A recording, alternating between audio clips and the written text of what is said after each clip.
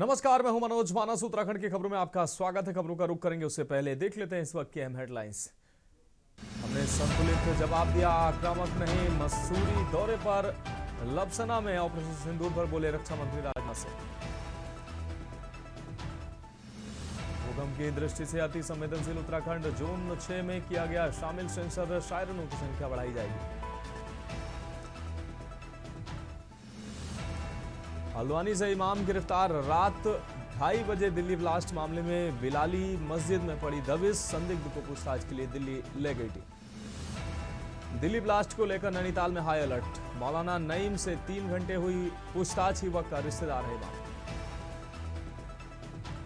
ITBP की एक platoon तैनात। बद्रीनाथ कपाट बंद होने के बाद आपको बता दें, धाम में होटल ढाबा संचालक समेटने लगे सामान। हल्द्वानी में सरकार प्रदूषण नियंत्रण को लेकर हुई सख्त। बाहरी वाहनों पर ग्रीन सेस लगाना अनिवार्य। ग्रीन सेस के जरिए वाहनों की होगी मॉनिटरिंग। आप खबरों का सारथी। अब खबरें विस्तार से। खबर सितारगंज से है, जहां नानकमत्ता जिले में नशे के खिलाफ चल रहे अभियान को तब जबरदस्त सफलता मिली जब थाना नानकमत्ता पुलिस ने कई महीनों से फरार और दर्जनों एनडीपीएस मामलों में वांछित कुख्यात नशा तस्कर सुखविंदर सिंह उर्फ सुखा निवासी पचपेड़ा भट्टा को Rudrapur highway Harman seeds rice mill के पास फिल्मी अंदाज में पीछा कर गिरफ्तार कर लिया। आरोपी के कब्जे से 120.1 ग्राम स्मैक, जिसकी अंतर्राष्ट्रीय कीमत 36 लाख रुपए है, एक 315 बोर अवैध तमंचा, नकदी व मोबाइल फोन बरामद किया। पुलिस की जांच में खुलासा हुआ है कि सुक्खा लंबे समय से सक्रिय ड्रग्स नेटवर्क का बड़ा सप्लायर था और पंजाब में छिपकर अपनी गतिविधियां संचालित कर रहा था। उसके खिलाफ एनडीपीएस व आर्म्स एक्ट सहित कई गंभीर मुकदमे दर्ज हैं। पूछताछ में उसने कई तस्करों के नाम उजागर कर पुलिस को एक बड़े ड्रग्स रैकेट तक पहुंचने का सुराग दिया है, जिस पर विशेष अभियान चलाकर जल्द ही और गिरफ्तारियां होने की उम्मीद है।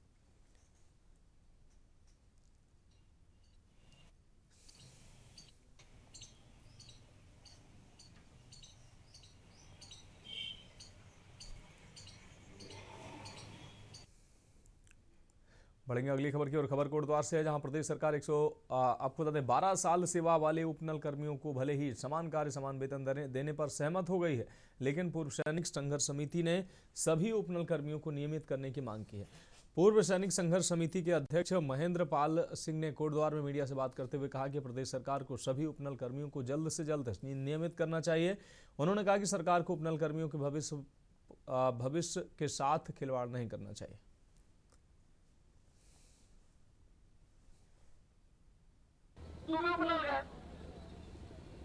दिक्कत ये है, मुझे नौकरी करती है,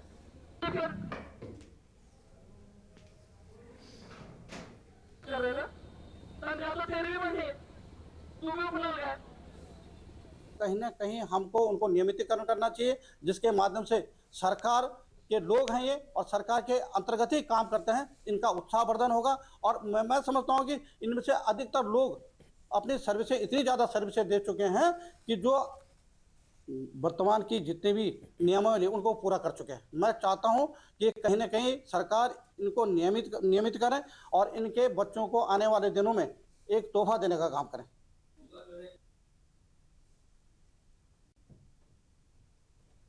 बढ़ेंगे अगली खबर की ओर। खबर हल्द्वानी से, जहां राष्ट्रीय जांच एजेंसी द्वारा हिरासत में लिए गए हल्द्वानी के बनभूलपुरा से एक मौलाना कासिम सहित दूसरे व्यक्ति को विस्तृत पूछताछ के बाद सुपुर्दगी में छोड़ दिया गया। दोनों से राष्ट्रीय सुरक्षा से जुड़े विभिन्न पहलुओं पर विस्तृत जानकारी ली गई है। एजेंसी की ओर से पूछताछ पूरी होने के बाद दोनों को नियमानुसार छोड़ा गया है। इधर नैनीताल जिले में एनआईए की जांच प्रक्रिया अभी भी जारी है, जिसके तहत सुरक्षा एजेंसियां कई बिंदुओं पर जानकारी जुटा रही हैं।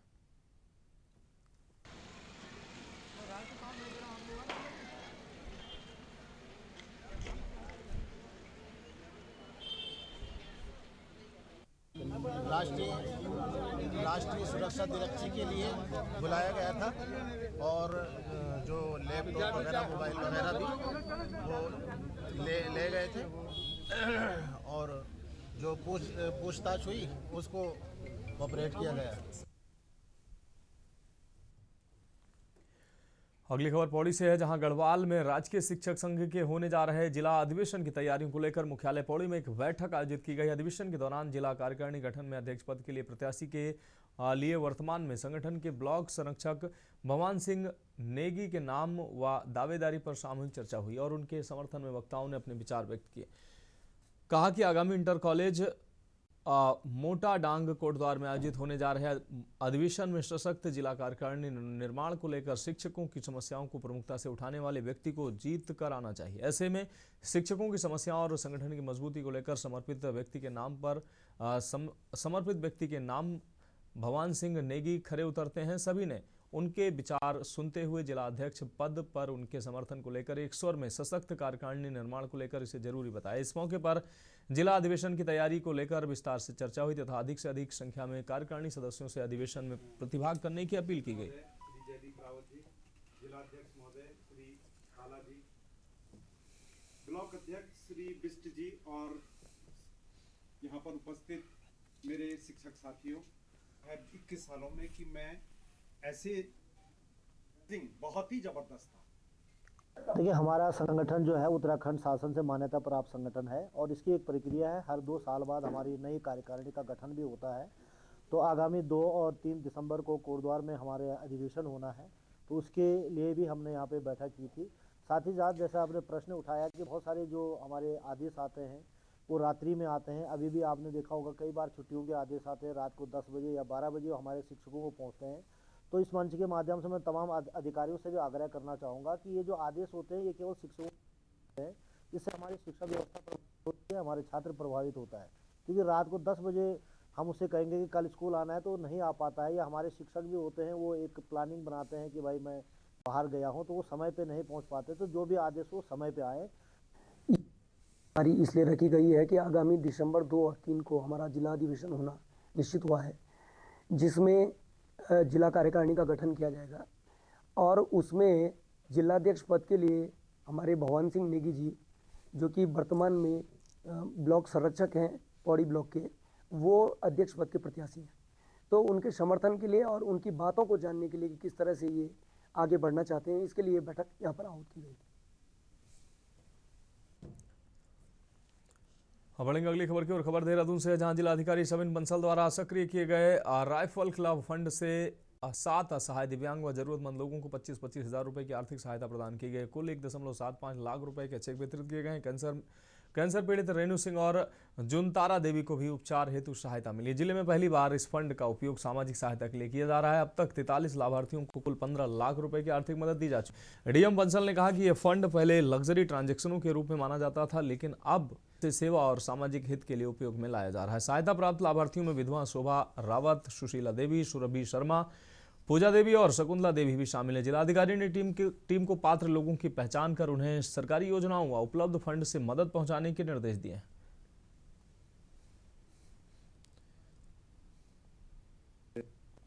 वर्ग में कई ऐसे फैमिलीज हैं, परिवार हैं जिसमें कोई फैमिली ट्रेजेडी हो गई है या गंभीर रहे हैं। किसी में अर्निंग मेंबर की आकस्मिक निधन हो गया है, किसी में दिव्यांग हो गए अर्निंग मेंबर या माता और है। तो ऐसी स्थिति में कुछ केसेस को तो हम ऑनरेबल सीएम विवेकाधीन कोष को रेफर करते ही हैं और कुछ केसेस में इमीडिएट उनको असिस्टेंस की जहाँ पे आवश्यकता प्रतीत होती है। तो जो हमारा राइफल क्लब है, जहाँ पे जितने भी हमारे शस्त्र के ट्रांजेक्शन्स होते हैं, तो वहाँ पे उनसे अकाउंटेड कंट्रीब्यूशन जो रिप्लेनिश होते हैं अकाउंट में, उसके जरिए उनको उनकी परिस्थितियों अनुसार चेक के माध्यम से पेमेंट्स की जाती हैं। बढ़ेंगे अगली खबर की और। खबर देहरादून से, जहां जिलाधिकारी शबिन बंसल ने देहरादून में ड्रग्स के विरुद्ध कड़े अभियान की शुरुआत करते हुए सभी उच्च शिक्षण संस्थानों, कॉलेजों और स्कूलों में रोस्टरवार ड्रग्स टेस्टिंग अनिवार्य किया है। अभियान की शुरुआत UPES संस्थान से की गई, जहां विद्यार्थियों की व्यापक ड्रग टेस्टिंग हुई है। डीएम ने स्पष्ट किया है और निर्देश भी दिए हैं कि किसी भी छात्र के पॉजिटिव पाए जाने पर संबंधित संस्थान के डीन और प्रबंधन पर भी कानूनी कार्रवाई की जाएगी। नशा मुक्त प्रदेश के मुख्यमंत्री विजन को आगे बढ़ाते हुए जिला प्रशासन शिक्षण संस्थानों में एंटी ड्रग्स कमेटी को सक्रिय कर रहा है, जिसमें छात्रों को भी शामिल किया जाएगा। सार्वजनिक संस्थानों और स्कूलों में मानस हेल्पलाइन 1933 और जिला डी एडिक्शन सेंटर हेल्पलाइन के पोस्टर लगाए जा रहे हैं। ट्रैफिक चेकिंग में भी ड्रग्स टेस्टिंग होगी। किशोरों में बढ़ती नशे की प्रवृत्ति को देखते हुए राज्य का पहला बाल नशा मुक्ति केंद्र स्थापित किया जा रहा है। जिलाधिकारी ने मेडिकल स्टोर्स की और दवा फैक्ट्रियों की सघन जांच के निर्देश देते हुए सभी मेडिकल स्टोर्स में 10 दिनों के भीतर सीसीटीवी अनिवार्य रूप से लगाने के आदेश दिए हैं, अन्यथा लाइसेंस निरस्त किया जाएगा। वहीं जिलाधिकारी के प्रयासों से देहरादून के रायवाला में ओल्ड एज होम में 30 बेड वाला नशा मुक्ति एवं मानसिक स्वास्थ्य केंद्र भी संचालन किया जा रहा है।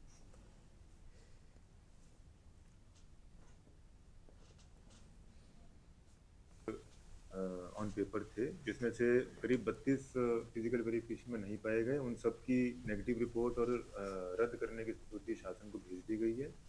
करीब 15 सेंटर ऐसे थे जो मानकों के विपरीत कार्य कर रहे थे, उनके खिलाफ भी कार्रवाई के लिए शासन को स्वीकृति कर दी गई है। कुछ एक सेंटर्स हैं जो कोशिश कर रहे हैं कि नियमों के साथ वो संचालन कर सके, तो उनको अभी हमने एक मौका और दिया है इम्प्रूवमेंट करने का। बाकी जो हमारा सरकारी नशा मुक्ति केंद्र है, जो हमने प्रयास किया है कि वह आधुनिक वे से ऑपरेट हो, अच्छी संस्था का भी चयन किया गया उसको रन करने के लिए, और एम्स के साथ भी टाई अप किया गया है।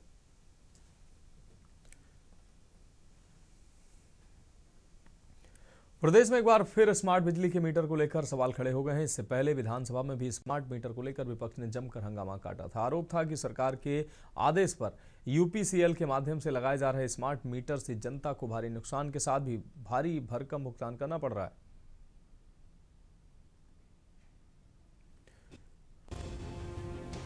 स्मार्ट मीटर के विरोध में सड़क से लेकर सदन तक हंगामा देखने को मिला था। कक्षा विधायक तिलकराज बेहड़ ने कहा कि वो कभी गलत बात नहीं करते। जिस स्मार्ट मीटर का उन्होंने सड़क से लेकर विधानसभा तक विरोध किया और शव यात्राएं निकाली, उसकी सच्चाई आखिर सामने आ गई। अब सरकार को बैकफुट पर आकर मीटर पर रोक लगानी पड़ी है। बुधवार को अपने आवास पर बेहड़ ने कहा कि भाजपा ने स्मार्ट मीटर बंद करने से पहले नाटक किया। पदाधिकारी उपलब्धि गिना रहे थे। उन्होंने कहा कि मैं ऊर्जा निगम के पूर्व एसई शेखर पाठक से पूछना चाहता हूं कि कार्यालय में पत्रकार वार्ता करके क्या बताना चाहते थे। अब सरकार को अपनी गलती समझ में क्यों आई? क्योंकि 2027 का चुनाव आ रहा है। पहले तय हुआ था कि मीटर को कोई जबरदस्ती नहीं लगाएगा, लेकिन कुछ नेताओं ने इसे लोगों पर थोप दिया। विधायक तिलकराज बेहड़ ने कहा कि सिडकुल की कंपनियां भी स्मार्ट मीटर से परेशान है। कहा कि बेहड़ गलत बात नहीं करता। मीटर आज भी फेल है और कल भी फेल रहेगा। मीटर पर पूर्णकालिक रोक लगानी चाहिए। जनता मीटर की सच्चाई समझ चुकी है और आगामी चुनाव में इसका जवाब देगी। वहीं भाजपा अभी भी स्मार्ट मीटर को लेकर अटल है। भाजपा विधायक विनोद चमोली का मानना है कि आज के युग में टेक्निकल जमाने की दौड़ में स्मार्ट मीटर लगाना जरूरी है। अगर कोई समस्या आती भी है तो उसका भी हल जल्द निकाला जा रहा है। पहले भी कहा था स्मार्ट मीटर गरीबों का खून चूसने वाला है, स्मार्ट मीटर नहीं लगने चाहिए। विरोध किया था, सड़क से लेकर पहले मीटर तोड़े, फिर सड़क पर लड़ाई लड़ी, फिर वहां तक गए विधानसभा तक। और आज सरकार पुनर्विचार करने को एमडी तैयार है। कह रहे हैं कि इसके बिल ज्यादा आ रहे हैं, हम इसकी जांच करेंगे। अरे बिल तो आएंगे ही ज्यादा, ये मीटर ही इसी टाइप का बना हुआ है लूटने के लिए। ये जनता की लड़ाई की पर मोहर लगी है। ये जनता की लड़ाई है जो जीती गई है, और आगे भी फिर दोबारा लड़ाएंगे तो फिर इस लड़ाई को लड़ा जाएगा। मीटर नहीं लगने देंगे, विरोध इसका जारी रहेगा। ऐसा नहीं है, जब इलेक्ट्रॉनिक मीटर लगे थे तब भी कुछ लोगों ने उसका विरोध करने का प्रयास किया था। मैं तो वो व्यक्ति था जिसने सबसे पहले वो लगवाया था अपने क्षेत्र में, और उसके बाद से आज तक वो चल रहे हैं। कोई दिक्कत हमको ऐसी आई नहीं है। ऐसे ही स्मार्ट मीटर का भी एक इशू आया था, विधानसभा में भी पूरी चर्चा इस पर हुई और बताया गया था भाई स्मार्ट मीटर किस तरह से काम करेंगे और पोस्ट पेड होंगे। पहले डाउट था कि प्रीपेड होंगे तो अगर मान लो पेमेंट नहीं है तो उस देर बिजली नहीं चलेगी, ऐसा करके एक संशय था। तो विधानसभा में वो स्पष्ट कर दिया गया था। और अगर कोई टेक्निकल कोई कमी है, कोई फॉल्ट है तो वो दूर किया जाएगा। तो दरअसल प्रदेश में लंबे समय से स्मार्ट मीटर लगाने की प्रक्रिया चल रही है, जिसके चलते अधिकांश क्षेत्रों में स्मार्ट मीटर लगाए जा चुके हैं। लेकिन स्मार्ट मीटर लगने के बाद लोगों की तमाम शिकायतें भी सामने आ रही हैं, जिसके तहत यूपीसीएल ने शिकायतों के कारण स्मार्ट मीटर लगाने पर रोक लगाई है। लेकिन सरकार के स्मार्ट मीटर लगने के आदेश को लेकर साथ बंद करने तक की प्रक्रिया पर कई सवाल खड़े हो गए हैं। यही वजह है कि अब सभी विपक्षी दल सरकार के पहले भी स्मार्ट मीटर के आदेश का विरोध करते आ रहे थे और अब जवाब मांग रहे हैं, और भाजपा अपनी सफाई देते नजर आ रही है। उत्तराखंड क्रांति दल ने पहले भी इन स्मार्ट मीटर का विरोध इसलिए किया था कि ये एक प्रयोग के रूप में इन्होंने लगाया है, बल्कि पहले इस पर पूर्ण अध्ययन करके नहीं लगाया गया है। अगर पूर्ण अध्ययन करके लगाए गए होते तो ये मीटर इतने जल्दी जलते नहीं, ये मीटर इतने जल्दी खराब होते नहीं, और इतने जल्दी जनता के ऊपर जो भारी भरकम बोझ के बिल का बोझ दे रहे हैं वो आता नहीं। तो इसलिए उस टाइम भी विरोध था, लेकिन वर्तमान में जो काम रुका है वो इनकी टेक्निकल खराबियों की वजह से रुक रहा है। देखिए, कहते हैं ना, देर आए दुरुस्त आए। तो जिस तरीके से कांग्रेस पार्टी सदैव ये स्मार्ट मीटर को लेकर के हम एक आंदोलन हमने किया था, हमारे विधायक ने सबसे पहले शुरू किया था स्मार्ट मीटर को का विरोध करना। तो आपने देखा कि सरकार को देर से ही सही कांग्रेस पार्टी की बात माननी पड़ी, क्योंकि उन्हें ये समझ आ गया जब आम जनमानस भी सड़कों पर स्मार्ट मीटर के विरुद्ध उतरा। आपने देखा कि कई लोगों ने शिकायतें की कि 2-2, 3-3 महीने से उनका घर बंद है, स्मार्ट मीटर लगा हुआ है और लाखों के बिल आ चुके हैं। कि ये आधुनिकता का दौर है और आधुनिकता के दौर में जिस प्रकार से स्मार्ट मीटर की कवायद हमारी भारतीय जनता पार्टी की सरकार ने शुरू करी, वो निश्चित तौर पर एक अनोखी पहल और सराहनीय पहल है। और जहां तक रही बात तिलक राज बेहड़ जी की, तो वो हमेशा विवादास्पद बयान देने के लिए मशहूर है। और एक सिर्फ तिलक राज बेहड़ ही नहीं, पूरी कांग्रेस में जो वैकेंसी निकाली जाती है वो यही देखकर निकाली जाती है कि कौन किस हद तक उल्टे सीधे बयान दे सकता है। अभी तक मिली जानकारी के अनुसार प्रदेश भर में उत्तराखंड पावर कॉर्पोरेशन लिमिटेड ने पुराने मीटर हटाकर स्मार्ट मीटर लगाने का काम शुरू किया है, जिसके चलते 16 लाख से अधिक मीटर लगाने के क्रम में अब तक करीब 3 लाख मीटर लगाए जा चुके हैं। हालांकि स्मार्ट मीटर लगने के बाद से कई लोगों ने शिकायत की थी कि उनकी बिजली का बिल बेवजह अधिक आ रहा है। इतना ही नहीं, बल्कि इसके अलावा स्मार्ट मीटर में अन्य गड़बड़ियों की शिकायत भी मिल रही है। अब उत्तराखंड पावर कॉर्पोरेशन लिमिटेड ने स्मार्ट मीटर लगाने की प्रक्रिया पर रोक लगा दी है। सवाल यह है कि अब स्मार्ट मीटर लगाना सही था तो सरकार ने इसको बंद क्यों किया? क्या अब तक लगे स्मार्ट मीटर से हुए नुकसान का भुगतान यूपीसीएल आम जनता को करेगा, या ऐसे ही जनता को इन स्मार्ट मीटर को लगाने के आदेश सरकार दोबारा जारी करेगी? Uttarakhand desk report.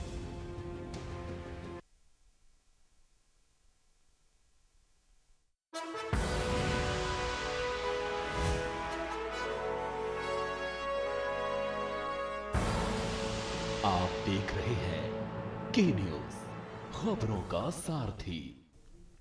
ब्रेक के बाद उत्तराखंड की खबरों में एक बार फिर से आपका स्वागत है। बढ़ेंगे अगली खबर की ओर। प्रदेश प्रवक्ता नवीन ठाकुर ने ऋषिकेश के भाजपा कार्यालय में पहुंचकर प्रेस वार्ता की। उन्होंने कहा कि देवभूमि उत्तराखंड में केंद्र एवं राज्य सरकार संयुक्त रूप से विकास कार्यों को नई गति प्रदान कर रही है।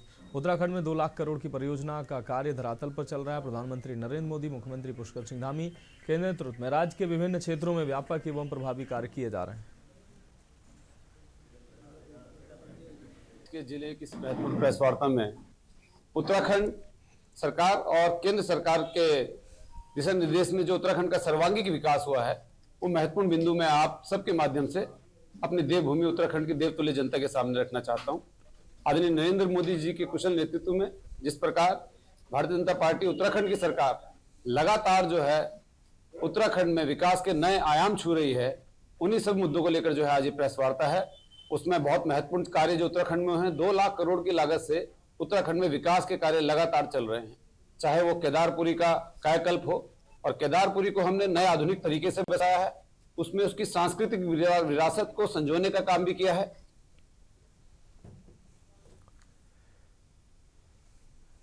खबर रुड़की से है, जहां भारतीय किसान यूनियन चढ़ूनी ने अपनी ताकत का शानदार प्रदर्शन किया। किसान पंचायत कार्यक्रम में राष्ट्रीय महासचिव मनोज नागर मुख्य अतिथि के रूप में पहुंचे, जहां संगठन को मजबूत करने के लिए कई अहम जिम्मेदारियां सौंपी हैं।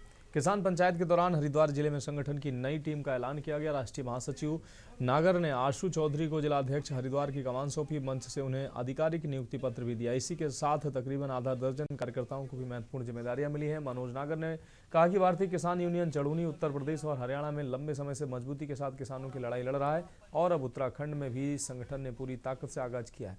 उन्होंने स्पष्ट किया कि अन्नदाता की आवाज को दबने नहीं दिया जाएगा और किसानों के साथ होने वाली किसी भी ज्यादती को बर्दाश्त नहीं किया जाएगा। प्रदेश अध्यक्ष इंद्रजीत सिंह ने कहा कि संगठन से किसान लगातार जुड़ रहे हैं और हर समस्या के समाधान के लिए यूनियन पूरी मजबूती से संघर्ष करेगी।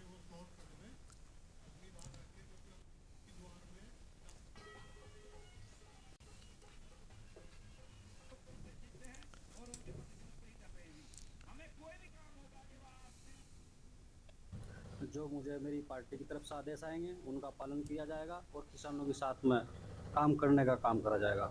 मैं धन्यवाद करूंगा मनोज नागर जी का और अपने प्रभारी शौकीन राव जी का, जिन्होंने मुझे ये बार सौंपा, और इस बार की गरिमा को देखते हुए हम काम करेंगे। किसानों की समस्या को लेकर क्या कहेंगे आप? अपनी टीम जल्दी आप बनाएंगे तो जो समस्या को लेकर तैयार हैं, 24 घंटे तैयार रहेंगे किसानों के लिए, हर चीज़ से तैयार रहेंगे। आपका धन्यवाद करता हूँ। आपने जो सवाल किया है बहुत अच्छा सवाल है, क्योंकि ईमानदार जो है किसान नेता का होना बहुत ज़रूरी है। वो जो है चढ़ूनी जी बहुत ईमानदार हमारे किसान नेता हैं, और जैसे कि हमारे उत्तराखंड में पहले चढ़ूनी जी की जगह जो है टिकैत जी का ज़्यादा बोलबाला था, लेकिन अब जो है चढ़ूनी जी का जो है बोलबाला बढ़ता जा रहा है। इसमें क्या है, देखो यूनियन तो पहले भी चल रही है, लेकिन वो यूनियन है बढ़िया तरीका से काम नहीं कर रही, इसलिए भारतीय किसान यूनियन चढ़ूनी बढ़िया तरीके से काम करना चाहती है, और इसीलिए हमने आज आशु चौधरी को जो यहाँ का जिलाध्यक्ष नियुक्त किया है। और हमें उम्मीद है कि जो हमारे शौकीन राव जी ने, प्रदेश अध्यक्ष इंद्रजीत जी ने जो सिलेक्शन किया है, मैं उससे आज नियुक्ति देने आया हूँ। मुझे पूर्ण उम्मीद है कि हरिद्वार के उत्तराखंड में हम नंबर 1 संगठन बनेंगे।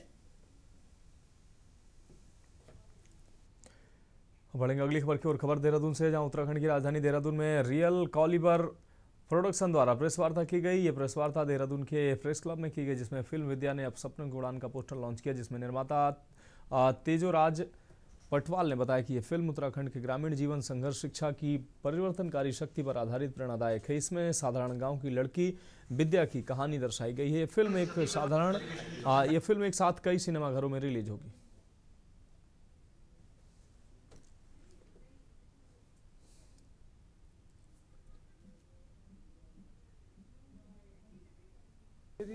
सबसे पहले तो फिल्म मतलब होता है एंटरटेनमेंट, कहानी, इस कहानी को मतलब किसी भी सब्जेक्ट को इस तरह से पिरो कर दिखाना कि वो एंटरटेनमेंट भी बना रहे और सब्जेक्ट का जो मैसेज जाना चाहिए वो भी जाए। तो इसमें मैसेज जो हमारा है वो सुदूरवर्ती इलाकों से पलायन हो रहा है, तो पलायन को एकदम से डायरेक्टली तो रोका नहीं जा सकता, लेकिन इसमें ये दिखाया गया है कि जिन्होंने पलायन करा उन्होंने अपने गाँव की स्थिति देखी तो वो वापस आए, यानी कि रिवर्स माइग्रेशन हुआ। और ये मैसेज दिया जा रहा है कि आप एक कामयाब इंसान बनकर अपने गांव से जब दूर जा रहे हैं तो एटलीस्ट आप गांव से जुड़े रहकर भी काफी चीजें कर सकते हैं वहां।